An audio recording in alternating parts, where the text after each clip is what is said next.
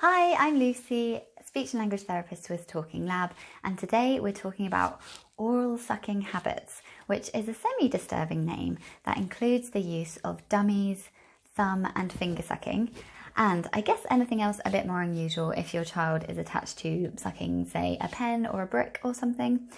I'm going to shorten this to OSH or OSH and OSHs because that sounds nicer and cuter. So as a parent or educator, you've probably been told that dummies in particular should be phased out after the age of 1 because they can affect speech and teeth. But we're not really told much more than that, as in why and how speech and dentition are affected. So today I'm going to get a bit technical with you and show you exactly what happens in the mouth in children with oral sucking habits and what impact this has on teeth and talking.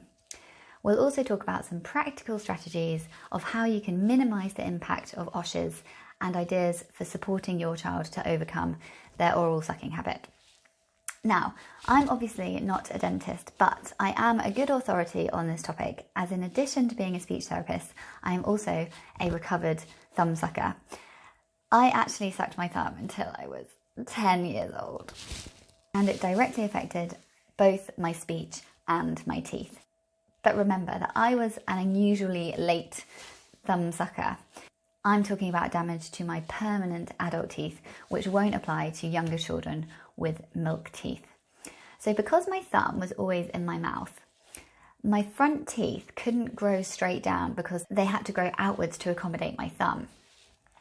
At the same time as the top of my thumb was pushing forward my top teeth, the base of my thumb was pushing my lower jaw back, so I ended up with quite a significant overbite, such that when my teeth were clenched, I could actually still fit my tongue through the gap. Like.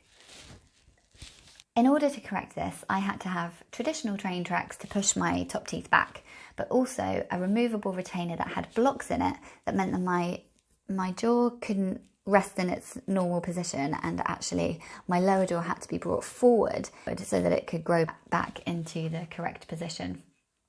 So it was very uncomfortable for me and very expensive for my parents. Sorry, mum and dad. But here I am spreading the good word about oral sucking habits, so it was all worth it in the end. So that's all I'm going to say about teeth because that's where my expertise ends. But if any orthodontists or dentists want to get in touch and add anything else about the effect of OSHs on dentition, then please do. So now on to speech. So the good news is that OSHs affect speech, but they don't affect language. If you watched my last video, you may have picked up on the fact that speech and language are two different entities. So language is the what someone is saying, what is their vocabulary, what do they understand, how many words are they using in a sentence, are they talking or signing or bilingual, all of that comes under language. The only way that I can think that an OSH would affect language development is that they may get less practice talking or be more reluctant to talk because they have to take the additional step of taking something out of their mouth before talking. So they might utilise more non-verbal means like pointing or grunting, even if they are capable of talking. If they're a signer, then equally they might not utilise both hands to sign if one of them is in their mouth. But if you asked me, can an OSH cause a language delay, I would say no. So speech just refers to the building blocks of words, so the sounds as they relate to letters in the alphabet, such as the B sound or the S sound. And in the world of speech and language therapy, there are two dead giveaways that a child is a current or previous OSHer, because in some cases, having an OSH can cause one of two disorders. The first and most common disorder is backing. So if you remember last week, we talked about children learning sounds that are made at the front of the mouth first, because those are the sounds that are easy to copy based on what they can see. So I'll demonstrate with the N sound because it's a bit slower. I'm going to exaggerate and slow it down for you even more so that you can see what I'm doing. N. N. So you can see that the front of my tongue flicks up and makes contact with a ridge at the roof of the mouth, just behind the top teeth. Try it for yourself. So that's called the alveolar ridge, and it's used in loads of sounds. For example, obviously the N sound. No. It's also used in the T sound. Ut. Also the D sound. Down. And also S, Z and L. Now when a child has a finger or a dummy in their mouth, it prevents the tongue from flicking up to make contact with that sweet spot. So try it now. Put your thumb in your mouth and try to say, I like watching Tiger King on Netflix. It came out pretty weird, right? But the clearest and easiest word to say was probably king. Am I right? I like watching Tiger King on Netflix. That's because the consonants in the word king are both back sounds, so they're made at the back of the mouth. I'll slow it down for you again. So can you see the back of my tongue actually rises up and hits the roof of my mouth? So we can make those sounds k, g and ng as in the end of king, even when there's something blocking the front of our mouth. So what Osh kids tend to do is replace front sounds with these back sounds because back sounds are easier to say when something is in their mouth. But then they get used to saying the words like this and they will continue to use those back sounds even when they no longer have anything in their mouth. So these children would probably come into clinic saying sentences like "Gakaiga who came kuki" instead of "the tiger who came to tea." So they've taken those front sounds and they've replaced them with sounds that they make at the back of the mouth. So backing tends to make children very difficult to understand, and it involves a lot of hard work to get them used to using front sounds again. But of course, it can be done. The second disorder we see less commonly with Osh kids, and actually the disorder I had myself, is lateralization, which is a fancy word for a relatively simple process. So in English, our sounds are made by modifying our breathing or the airstream and directing it through the front of the mouth. So think of the t sound. If you put your hand in front of your mouth and say t, you can actually feel the air hitting your palm. So that's showing you that the air is coming out of the front of your mouth. Lateralization is the classic Louis Spence. So the airstream is instead directed out of the sides of the mouth, and it usually originates through a child trying to talk with something blocking the front of the mouth and therefore blocking the usual route of the airflow. It's easiest to try this with the S sound. So clench your teeth, give a nice wide smile and just force the air out through the sides like this.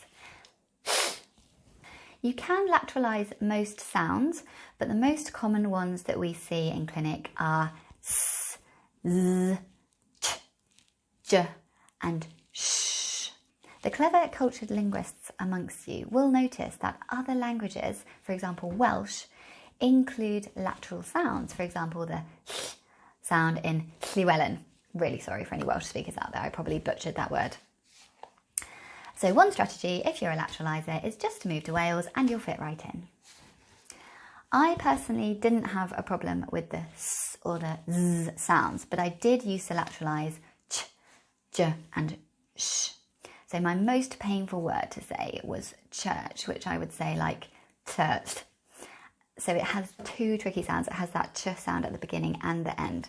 Luckily, I've never been a churchgoer, so the word rarely came up for me, but if it did, I would try to avoid saying the word completely because it felt so awful and I knew how slushy it sounded. I was never bullied, luckily, but it did affect my confidence public speaking, and people would often mistakenly think that I had a lisp, just because they wouldn't have heard of this lateralization. Although I did have speech therapy as a youngster, I didn't really understand that I was in complete control of how I was saying the sounds. I just kind of thought that I was built wrong. Sad. So I really wish that this video had been around and for someone to say, hey, Lucy, you're just sending the air the wrong way. Try it like this. So if you are a lateral talker or you know someone who lateralizes and wishes that they didn't, please encourage them to get in touch because I can help. Even if you're an adult, you don't have to lateralize if you don't want to. It's never too late. In fact, I decided to give myself speech therapy when I was 21. I remembered what I'd been taught all those years ago, and I practiced and practiced and practiced until I'd completely switched from sending the air out of the sides of my mouth to then sending it out of the front. Being able to speak more clearly was honestly so life-changing for me. So I decided I was going to help others in the same way, and now here I am, living the dream, being a speech therapist, public speaking, and making videos of myself to put on the internet. So on a practical level, the advice I would give to parents is to definitely heed the general advice and as soon as possible, try to restrict the use of dummies so that they are only for nap time and sleep time. And aim to phase out completely as soon as you can around the first birthday, because that's typically when first words tend to appear. The problems with speech occur when the child tries to talk with something in their mouth. So you must remember to never, ever, ever respond to a child who is talking with something in their mouth. The only response you can give is, I can't hear you with your thumb in your mouth, or sorry, I didn't hear past your fingers, or sorry, thumb out first. Even if you understood and you heard clear as day, this must be consistent across everybody who engages with the child so that they soon learn that nobody's going to respond to them unless they've taken that thing out of their mouth. It's important to follow this up with lots of praise and encouragement and attention when they have removed that object from their mouth so that they still feel positive about their talking and they understand that the only problem is when they've got something in their mouth, it's not what they're saying. Obviously, it's harder to get your child to give up thumb and finger sucking compared to dummies because you can't physically take a child's hand away. When I finally stopped sucking my thumb, I had to sleep with a glove sellotaped to my right hand so that I couldn't just shake it off and sneak my thumb in my sleep. Other parents who have successfully ditched the dummy have encouraged their preschoolers to donate their dummies to the baby tooth fairies, Easter bunnies, baby reindeers, or any other seasonally appropriate fictional creature. In these pandemic times, it would be good to remind children who have good understanding that germs live on our hands and it's important to keep our hands out of our mouths so that we don't get poorly. Try to implement a sticker chart for periods of time spent without indulging in their OSH. This will need to vary depending on the age of the child. So, for example, start very small. Say if your child can go for 20 minutes without oshing, then they get a sticker, and then build up to a whole hour, and then a whole morning or afternoon, and then finally a whole day without putting something in their mouth. Children are extremely resilient, and you'll be surprised that once you've broken through that pain barrier, how quickly they get used to life without their OSH. So I hope that my story has either horrified or inspired you, and that you're now feeling confident about how you can minimise the impact of your child's OSH on their speech. If you have any other ideas or inspiration for supporting children to ditch their OSH, then please let me know. Thanks for watching, and I'll see you all next week. Bye!